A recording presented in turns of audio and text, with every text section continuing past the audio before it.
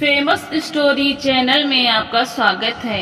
आइए आज हम आपको सुनाते हैं मुंशी प्रेमचंद की मशहूर कहानी प्रतिशोध। माया अपने तिमंजरे मकान की छत पर खड़ी सड़क की ओर उद्विग्न और अधीर आंखों से ताक रही थी और सोच रही थी कि वो अब तक आए क्यों नहीं, कहाँ देर लगाई। इसी गाड़ी से आने को लिखा था, गाड़ी तो आ गई होगी। स्टेशन से मुसाफिर चले आ रहे, इस वक्त तो कोई दूसरी गाड़ी नहीं आती। शायद असबाब वगैरह रखने में देर हुई। यार दोस्त स्टेशन पर बधाई देने के लिए पहुंच गए हों, उनसे फुर्सत मिलेगी तब घर की सुध आएगी। उनकी जगह मैं होती तो सीधे घर आती, दोस्तों से कह देती जनाब इस वक्त मुझे माफ कीजिए, फिर मिलेगा। मगर दोस्तों में तो उनकी जान बसती है। मिस्टर व्यास लखनऊ के नौजवान मगर अत्यंत प्रतिष्ठित बैरिस्टरों में हैं। 3 महीने से वो एक राजनीतिक मुकदमे की पैरवी करने के लिए सरकार की ओर से लाहौर गए हुए हैं। उन्होंने माया को लिखा था, जीत हो गई, 1 तारीख को मैं शाम की मेल में जरूर पहुंचूंगा। आज वही शाम है। माया ने आज सारा दिन तैयारियों में बिताया। सारा मकान धुलवाया, कमरों की सजावट के सामान साफ कराए, मोटर धुलवाई। ये 3 महीने उसने तपस्या के काटे थे, मगर अब तक मिस्टर व्यास नहीं आए। उसके छोटे बच्चे तिलोत्तमा आकर उसके पैरों में चिमट गई और बोली, अम्मा बाबूजी कब आएंगे? माया ने उसे गोद में उठा लिया और चूम कर बोली, आते ही होंगे बेटी, गाड़ी तो कब की आ गई। तिलोत्तमा, मेरे लिए अच्छी गुड़िया लाते होंगे। माया ने कुछ जवाब न दिया। इंतजार अब गुस्से में बदलता जाता था। वो सोच रही थी जिस तरह मुझे हजरत परेशान कर रहे हैं उसी तरह मैं भी उनको परेशान करूंगी। घंटे भर तक बोलूंगी ही नहीं। आकर स्टेशन पर बैठे हुए हैं, जलाने में उन्हें मजा आता है, यह उनकी पुरानी आदत है। दिल को क्या करूं? नहीं, जी तो यही चाहता है कि जैसे वो मुझसे बेरुखी दिखलाते हैं उसी तरह मैं भी उनकी बात न पूछूं। यह कायके के नौकर ने ऊपर आकर कहा, बहू जी लाहौर से यह तार आया है। माया अंदर ही अंदर जल उठी। उसे ऐसा मालूम हुआ कि जैसे बड़े जोर की हरारत हो गई हो। बरबस ख्याल आया, सिवाय इसके और क्या लिखा होगा कि इस गाड़ी से ना आ सकूंगा। तार दे देना कौन मुश्किल है, मैं भी क्यों न तार दे दूं कि मैं 1 महीने के लिए मैके जा रही हूँ। नौकर से कहा, तार ले जाकर कमरे में मेज पर रख दो। मगर फिर कुछ सोचकर उसने लिफाफा ले लिया और खोला ही था कि कागज हाथ से छूटकर गिर पड़ा। लिखा था, मिस्टर व्यास को आज 10 बजे रात किसी बदमाश ने कत्ल कर दिया। कई महीने बीत गए मगर खूनी का अब तक पता नहीं चला। खुफिया पुलिस के अनुभवी लोग उसका सुराग लगाने की फिक्र में परेशान है। खूनी को गिरफ्तार करा देने वाले को 20,000 रुपए इनाम दिए जाने का ऐलान कर दिया गया है, मगर कोई नतीजा नहीं। जिस होटल में मिस्टर व्यास ठहरे थे उसी में 1 महीने से माया ठहरी हुई है। उस कमरे से उसे प्यार सा हो गया है। उसकी सूरत इतनी बदल गई है कि अब उसे पहचानना मुश्किल है, मगर उसके चेहरे पर बेकसी या दर्द का पीलापन है, क्रोध की गर्मी दिखाई पड़ती है। उसकी नशीली आंखों में खून की प्यास है और प्रतिशोध की लपट। उसके शरीर का एक एक कण प्रतिशोध की आग से जला जा रहा है। अब यही उसके जीवन का ध्येय, यही उसकी सबसे बड़ी अभिलाषा है। उसके प्रेम की सारी निधि अब यही प्रतिशोध का आवेग है। जिस पापी ने उसके जीवन का सर्वनाश कर दिया उसे अपने सामने तड़पते देखकर ही उसकी आंखें ठंडी होंगी। खुफिया पुलिस भय और लोभ, जांच और पड़ताल से काम ले रही है, मगर माया ने अपने लक्ष्य पर पहुंचने के लिए एक दूसरा ही रास्ता अपनाया है। मिस्टर व्यास को प्रेत विद्या से लगाव था। उनकी संगति में माया ने कुछ आरंभिक अभ्यास किया था, मगर उस वक्त उसके लिए यह एक मनोरंजन था, मगर अब ये उसके जीवन का संबल था। वो रोजाना तिलोत्तमा पर अमल करती और रोज बरोज अभ्यास बढ़ाती जाती थी। वो उस दिन का इंतजार कर रही थी जब अपने पति की आत्मा को बुलाकर उससे खूनी का सुराग लगा सकेगी। वो बड़ी लगन से, बड़ी एकाग्रचित्ता से अपने काम में व्यस्त थी। रात के 10 बज गए थे। माया ने कमरे को अंधेरा कर दिया था और तिलोत्तमा पर अभ्यास कर रही थी। एकाएक उसे ऐसा मालूम हुआ कि कमरे में कोई दिव्य व्यक्तित्व आया। बुझते हुए दीपक की अंतिम झलक की तरह एक रोशनी नजर आई। माया ने पूछा, आप कौन हैं? तिलोत्तमा ने हंसकर कहा, तुम मुझे नहीं पहचानती, मैं ही तुम्हारा मनमोहन हूँ, जो दुनिया में मिस्टर व्यास के नाम से मशहूर था। आप खूब आए। मैं आपसे खूनी का नाम पूछना चाहती हूँ। उसका नाम है ईश्वर दास। कहाँ रहता है? शाहजहांपुर। माया ने मोहल्ले का नाम, मकान का नंबर, सूरत, शक्ल सब कुछ विस्तार के साथ पूछा और कागज पर नोट कर लिया। तिलोत्तमा जरा देर में उठ बैठी। जब कमरे में फिर रोशनी हुई तो माया का मुरझाया हुआ चेहरा विजय की प्रसन्नता से चमक रहा था। उसके शरीर में एक नया जोश लहरें मार रहा था कि जैसे प्यास से मरते हुए मुसाफिर को पानी मिल गया हो। उसी रात को माया ने लाहौर से शाहजहांपुर आने का इरादा किया। रात का वक्त पंजाब मेल बड़ी तेजी से अंधेरे को चीरती हुई चली आ रही थी। माया एक सेकंड क्लास के कमरे में बैठी सोच रही थी कि शाहजहांपुर में कहाँ ठहरेगी, कैसे ईश्वरदास का मकान तलाश करेगी और कैसे उससे खून का बदला लेगी। उसके बगल में तिलोत्तमा बेखबर सो रही थी। सामने ऊपर की बर्थ पर एक आदमी नींद में गाफिल पड़ा हुआ था। एकाएक गाड़ी का कमरा खुला और दो आदमी कोट पतलून पहने हुए कमरे में दाखिल हुए। दोनों अंग्रेज थे। एक माया की तरफ बैठा और दूसरा दूसरी तरफ। माया सिमट कर बैठ गई। इन आदमियों को यूं बैठना उसे बहुत बुरा मालूम हुआ। वह कहना चाहती थी आप लोग दूसरी तरफ बैठे, पर वही औरत जो खून का बदला लेने जा रही थी सामने यह खतरा देखकर कांप उठी। वो दोनों शैतान उसे सिमटते देखकर अब भी करीब आ गए। माया अब वहां ना बैठी रह सकी। वो उठकर दूसरे बर्थ पर जाना चाहती थी कि उनमें से एक ने उसका हाथ पकड़ लिया। माया ने जोर से हाथ छुड़ाने की कोशिश करके कहा, तुम्हारी शामत तो नहीं आई है, छोड़ दो मेरा हाथ सुअर। इस पर दूसरे आदमी ने उठकर माया को सीने से लिपटा लिया और लड़खड़ाती हुई जबान से बोला, वेल, हम तुमका बहुत सा रुपया देगा। माया ने उसे सारी ताकत से ढकेलने की कोशिश करते हुए कहा, हट जा हरामजादे, वरना अभी तेरा सर तोड़ दूंगी। दूसरा आदमी भी उठ खड़ा हुआ और दोनों मिलकर माया को बर्थ पर लिटाने की कोशिश करने लगे। एकाएक यह खटपट सुनकर ऊपर के बर्थ पर सोया हुआ आदमी चौंका और उन बदमाशों की हरकत देखकर ऊपर से कूद पड़ा। दोनों गोरे उसे देखकर माया को छोड़ उसकी तरफ झपटे और उसे घूंसे मारने लगे। दोनों उस पर ताबड़तोड़ हमला कर रहे थे और वो हाथों से अपने को बचा रहा था। उसे वार करने का कोई मौका न मिलता था। एकाएक उसने उचककर अपने बिस्तर में से एक छुरा निकाल दिया और आस्तीनें समेट कर बोला, तुम दोनों अगर अभी बाहर न चले गए तो मैं एक को भी जीता न छोड़ूंगा। दोनों गोरे छुरा देकर डरे, मगर वो भी निहत्थे न थे। एक ने जेब से रिवॉल्वर निकाल लिया और उसकी नली उस आदमी की तरफ करके बोला, निकल जाओ रैस्कल। माया थरथर कांप रही थी कि न जाने क्या आफत आने वाली है, मगर खतरा हमारी छिपी हुई हिम्मतों की कुंजी है। खतरे में पड़कर हम भय की सीमाओं से आगे बढ़ जाते हैं, कुछ कर गुजरते हैं, जिस पर हमें खुद हैरत होती है। वही माया जब तक थरथर कांप रही थी, बिल्ली की तरह कूदकर उस गोरे की तरफ लपकी और उसके हाथ से रिवॉल्वर खींचकर गाड़ी के नीचे फेंक दिया। गोरे ने खिसियाकर माया को दांत काटना चाहा, मगर माया ने जल्दी से हाथ खींच लिया और खतरे की जंजीर के पास जाकर उसे जोर से खींचा। दूसरा गोरा अब तक किनारे खड़ा था। उसके पास कोई हथियार न था, इसलिए वो छुरी के सामने न आना चाहता था। जब उसने देखा कि माया ने जंजीर खींच ली तो भीतर का दरवाजा खोलकर भागा। उसका साथी भी उसके पीछे पीछे भागा। चलते चलते छुरी वाले आदमी ने उसे इतने जोर से धक्का दिया कि वह मुंह के बल गिर पड़ा। फिर तो उसने इतनी ठोकरें, इतनी लातें, इतने घूंसे जमाए कि उसके मुंह से खून निकल पड़ा। इतने में गाड़ी रुक गई और गार्ड लालटेन लिए आता दिखाई दिया, मगर वह दोनों शैतान गाड़ी को रुकते देख बेतहाशा नीचे कूद पड़े और उस अंधेरे में न जाने कहाँ खो गए। गार्ड ने भी ज्यादा छानबीन न की और करता भी तो उस अंधेरे में पता लगाना मुश्किल था। दोनों तरफ खड्ड थे, शायद किसी नदी के पास थी। वहाँ 200 आदमी उस वक्त बड़ी आसानी से छिप सकते थे। 10 मिनट तक गाड़ी खड़ी रही, फिर चल पड़ी। माया ने मुक्ति की सांस लेकर कहा, आप आज ना होते तो ईश्वर ही जाने मेरा क्या हाल होता। आपको कहीं चोट तो नहीं आई? उस आदमी ने छुरी को जेब में रखते हुए कहा, बिल्कुल नहीं, मैं ऐसा बेसुध सोया हुआ था कि उन बदमाशों के आने की खबर ही ना हुई, वरना मैंने उन्हें अंदर पांव ही ना रखने दिया होता। अगले स्टेशन पर रिपोर्ट करूंगा। माया, जी नहीं, खामखा की बदनामी और परेशानी होगी। रिपोर्ट करने से कोई फायदा नहीं। ईश्वर ने आज मेरी आबरू रख ली। मेरा कलेजा अभी तक धड़ धड़ कर रहा है। आप कहाँ तक चलेंगे? मुझे शाहजहांपुर जाना है। वहीं तक तो मुझे भी जाना है। शुभ नाम क्या है? कम से कम अपने उपकारक के नाम से तो अपरिचित न रहूं। मुझे तो ईश्वर दास कहते हैं। माया का कलेजा धक से हो गया।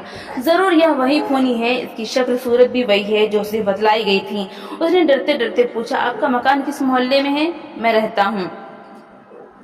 माया का दिल बैठ गया। उसने खिड़की से सिर बाहर निकालकर एक लंबी सांस ली। हाय, खूनी मिला भी तो इस हालत में कि जब वो उसके एहसान के बोझ से दबी हुई है। क्या उस आदमी को वो खंजर का निशाना बना सकती है जिसने बगैर किसी परिचय के सिर्फ हमदर्दी के जोश में ऐसे गाढ़े वक्त में उसकी मदद की? जान पर खेल गया। वो एक अजीब उलझन में पड़ गई। उसने उसके चेहरे की तरफ देखा। शराफत झलक रही थी। ऐसा आदमी खून कर सकता है, इसमें उसे संदेह था। ईश्वर दास ने पूछा, आप लाहौर से आ रही हैं ना? शाहजहांपुर में कहाँ जाइएगा? अभी तो कहीं धर्मशाला में ठहरूंगी, मकान का इंतजाम करना है। ईश्वर दास ने ताज्जुब से पूछा, तो वहाँ आप किसी दोस्त या रिश्तेदार के यहाँ नहीं जा रही हैं? कोई ना कोई मिल ही जाएगा। यूँ आपका असली मकान कहाँ है? असली मकान पहले लखनऊ था, अब कहीं नहीं है। मैं बेवा हूँ। ईश्वर दास ने शाहजहांपुर में माया के लिए एक अच्छा मकान तय कर दिया, एक नौकर भी रख दिया।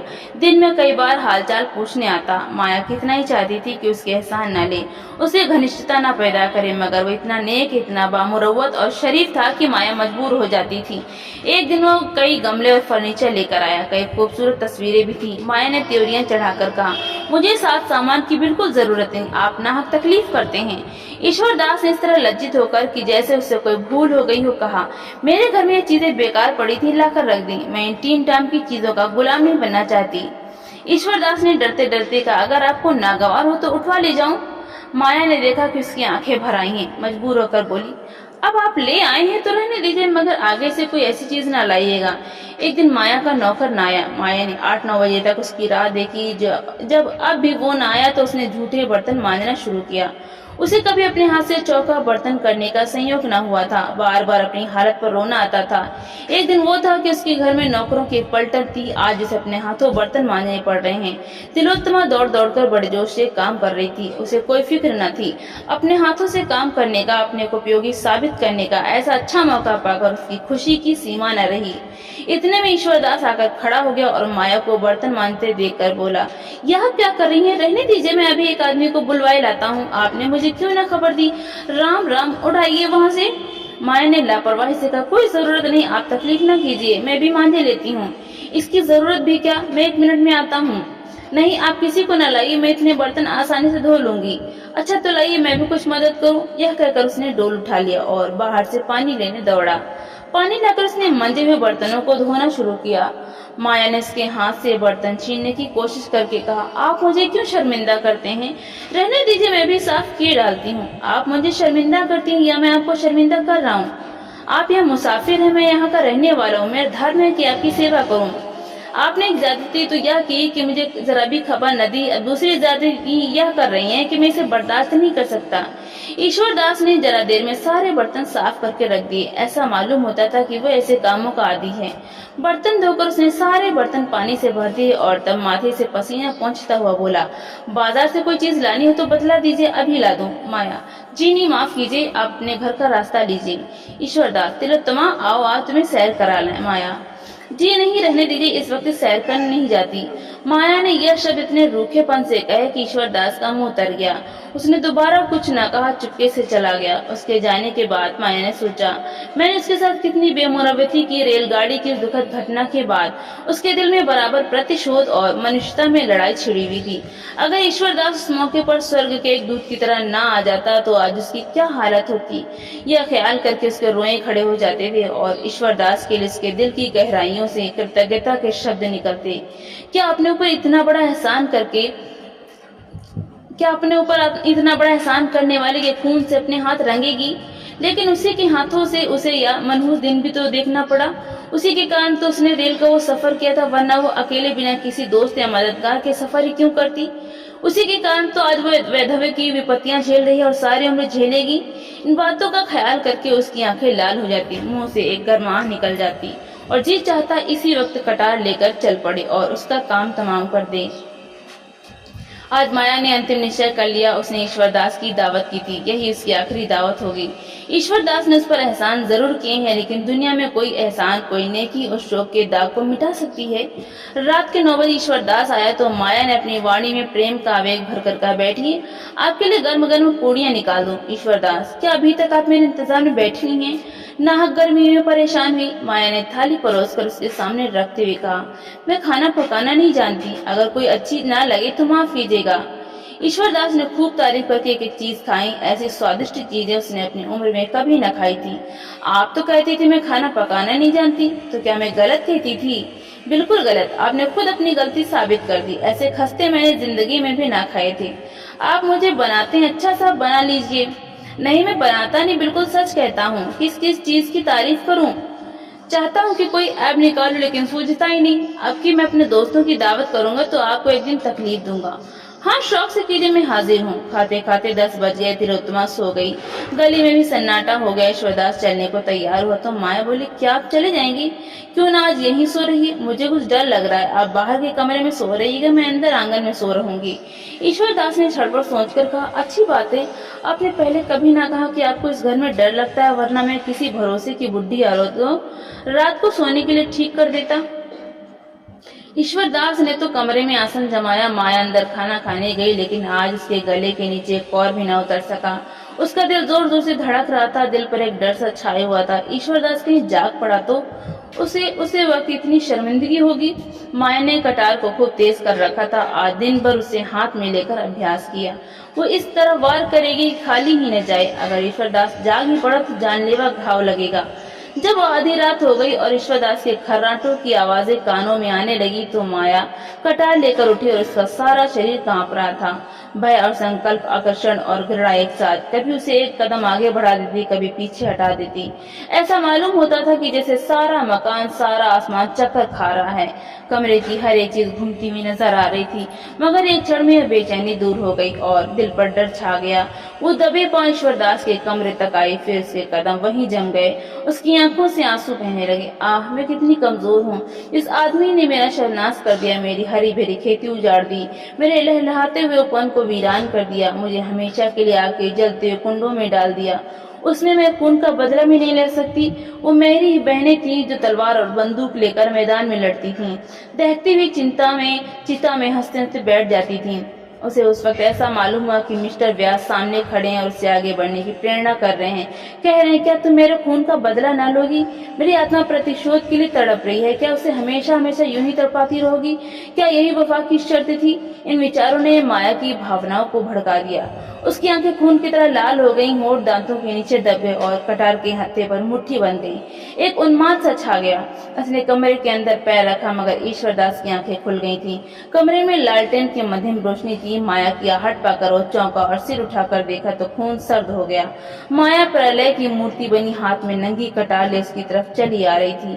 वो चारपाई से उठकर खड़ा हो गया और घबराकर बोला, क्या है बहन, यह कटार क्यों लिए हुए हो? माया ने कहा, यह कटार तुम्हारे खून की प्यासी है, क्योंकि तुमने मेरे पति का खून किया है। ईश्वरदास का चेहरा पीला पड़ गया। बोला, मैंने? हाँ, तुम्ही लाहौर में मेरे पति की हत्या की जब एक मुकदमे की पैरवी करने गए थे।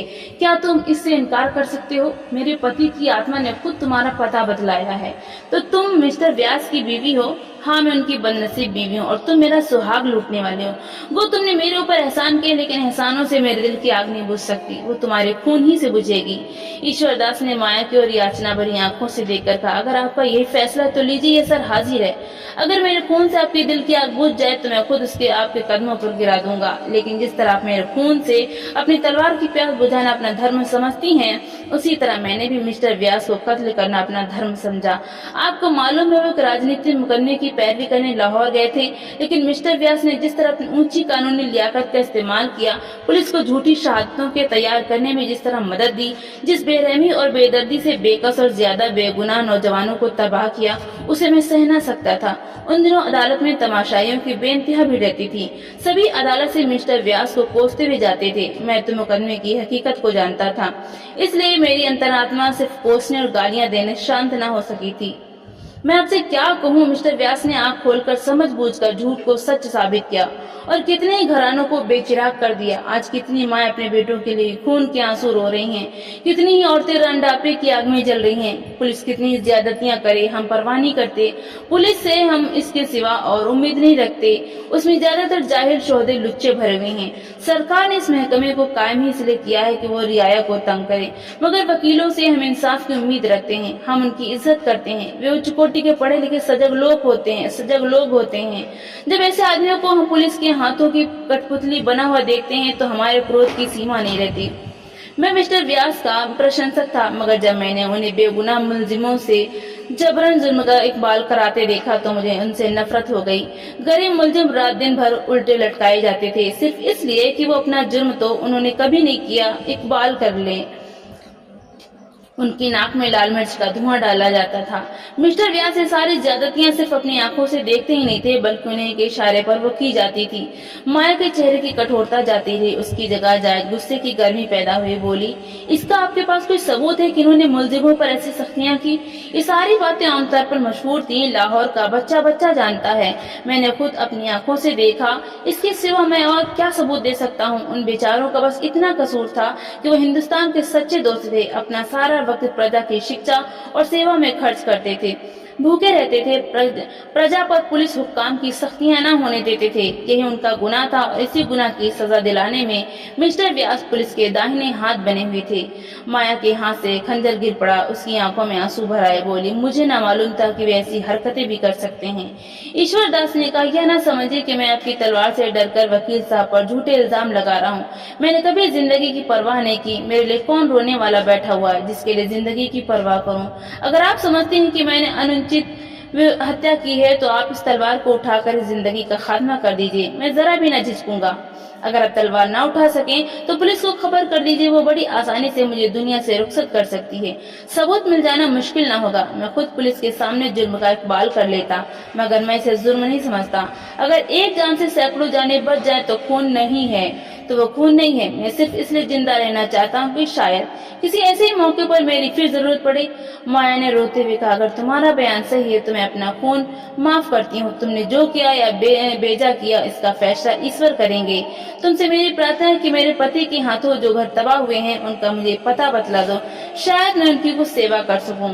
तो दोस्तों, आपको ये कहानी कैसी लगी? लाइक करें, ज्यादा से ज्यादा शेयर करें और कमेंट